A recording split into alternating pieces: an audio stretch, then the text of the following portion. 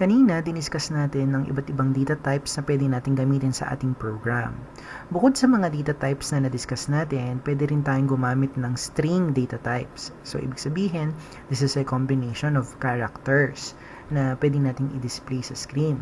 So, palitan muna natin ang ating declaration. Gamit tayo ng data type na string, and then define natin kung ano yung variable name ng string natin. For example, my string. And then mag-initialize tayo ng laman ng my string variable natin. For example, this is a sample string. And then semicolon. Next, punta tayo sa process natin. So, i-display natin yung laman ng ating my string na variable.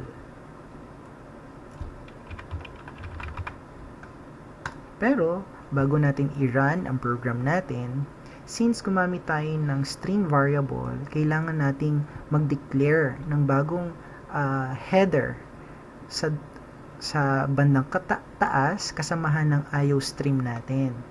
So, idadagdag natin dito na kapag gumamit tayo ng string na data type, kailangan natin gamitin ang string header using again the directive na ginamit natin katulad sa IOStream ng include.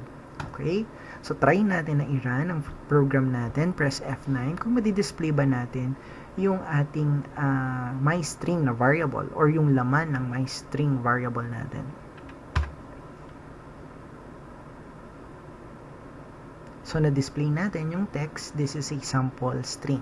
So yun yung way para magamit natin ang string data type. Kailangan na makapag-declare kayo sa taas ng include string para error-free yung ating magiging program kapag nakita niya na ang program natin ay gumagamit ng string variable.